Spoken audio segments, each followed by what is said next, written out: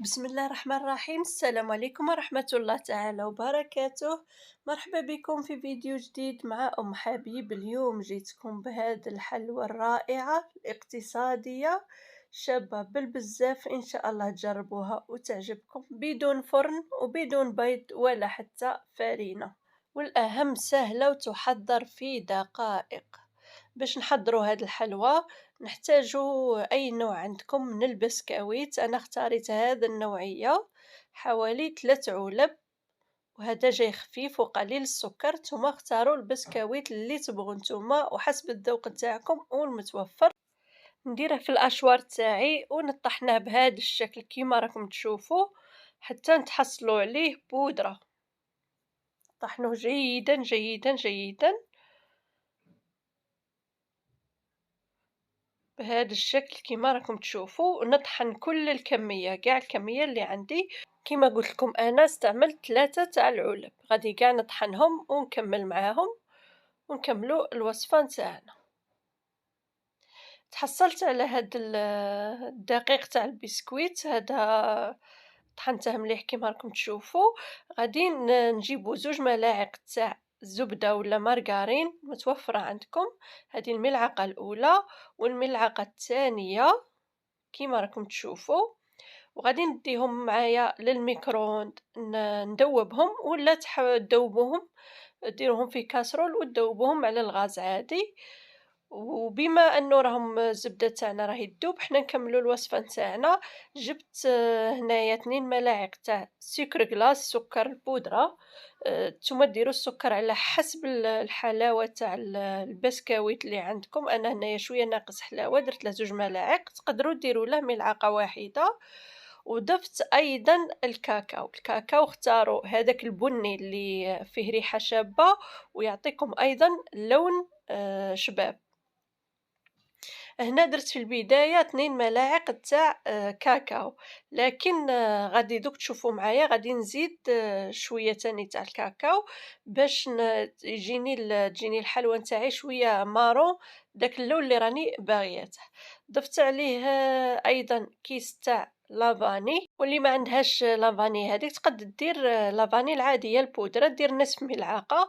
وضفت عليه أيضا معطر الشوكولا كيما راكم تشوفوا باش يزيد يعطيه بنة شابة. نخلطوا كاع هاد المكونات مع بعض كيما راكم تشوفوا حتى يمتزج الخليط. وهنا غادي تبان لي شويه الخليط ما جانيش مارون بزاف، غادي نزيد حوالي نصف ملعقه ولا حتى الملعقه واحده اخرى تاع كاكاو كيما غادي تشوفوا دروك.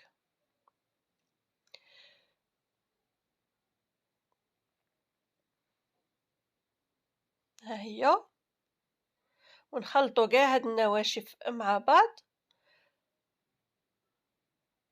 ونضيفوا لها هذيك الزبدة اللي ذوبناها.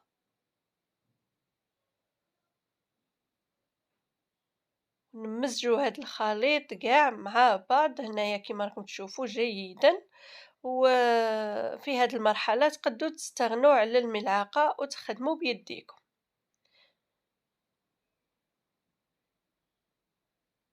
انا في الاول راني استعملت الملعقة، لكن غادي نستغنى عليها ونبدا نخدم بيدي كيما راكم تشوفوا.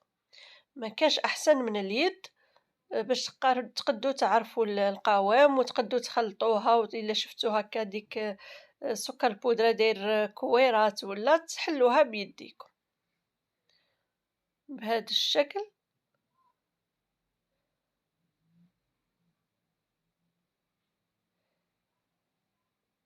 نبسوا كاع هذاك البسكويت بهذيك الزبدة جيدا بحيث يتشرب هذيك الزبدة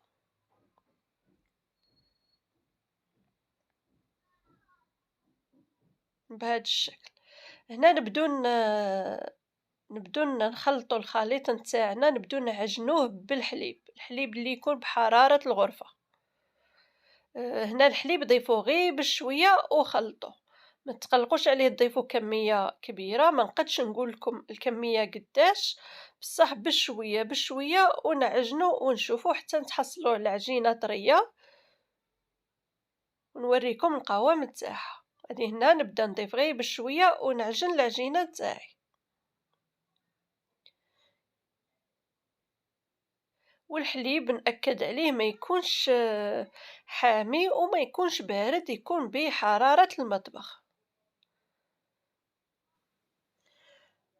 بشوية بشوية ونعجنو العجينة نتاعنا حتى نتحصل على القوام المطلوب.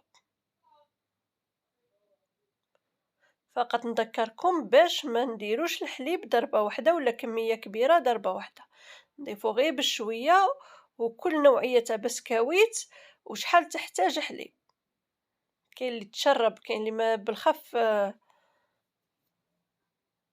نتحصلت على هذا القوام راكم تشوفوا عجينة طرية. نجيبو هنا اي نوع تاع هذا النوع تاع البلاستيك ولا ساشي عادي، ساشي ولا هذا البلاستيك الغذائي كيما راكم تشوفوا، نسرحه كاع على اللوحة تاعي بهذا الشكل باش نحط عليه العجينة نتاعي ونديروها بهذا الشكل على شكل حربوش. الحجم نتحكموا فيه، تبغوا الحربوش تاعكم يكون رقيق ولا يكون شوية غليظ. لوه في هذاك الكيس البلاستيكي ولا البلاستيك الغذائي المتوفر عندكم ديروه، ونبدو ندورو فيه باش يدينا الشكل اسطواني بهذا الشكل.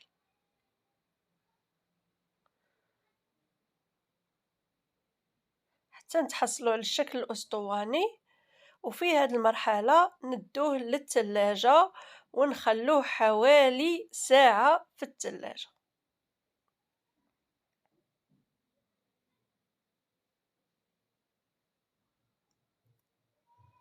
بهذا الشكل.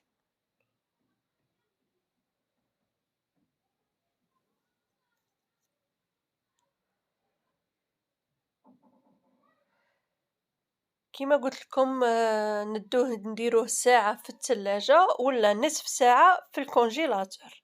هنا ها هو وين شد روحه، شوفوا كيفاش راه بحيث نقدو نحوه من هذاك البلاستيك ونقدو نقطعوه بسهولة بهذا الشكل والحجم اللي بغينا نقطعوه بهذا الشكل. وكما قلت لكم الحجم اللي بغينا، وغير بشويه باش نتحصلوا على شكل مليح.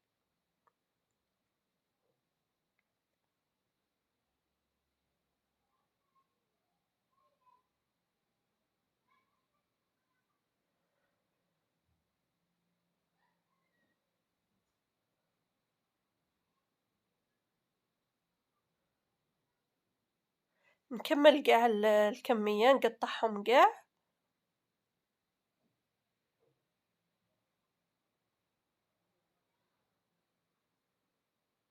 بهذا الشكل.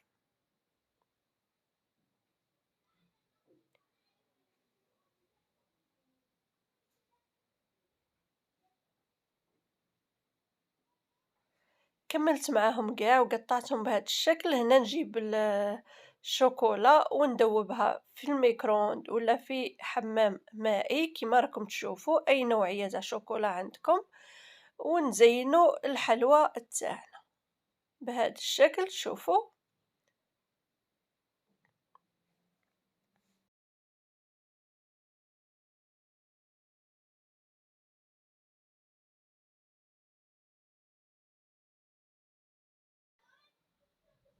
كملوا كاع الحبات تاع الكاطو تاعنا بهذا الشكل، والتزيين من الفوق يكون اختياري وبالموجود عندكم. انا اختاريت نزينهم بالكاوكاو من الفوق وايضا بهذاك الكاوكاو الملون.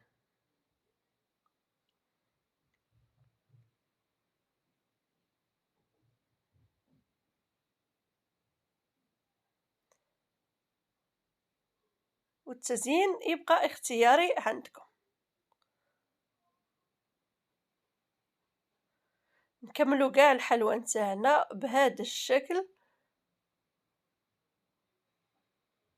وبهذه الطريقه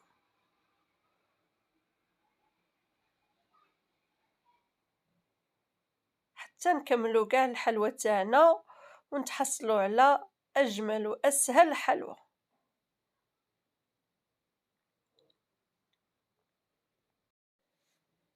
وهنا إخواني وأخواتي كملت الحلوى معاكم، شوفوا كيفاش جات رائعة جدا، جات حلوى يا سلام تحفة.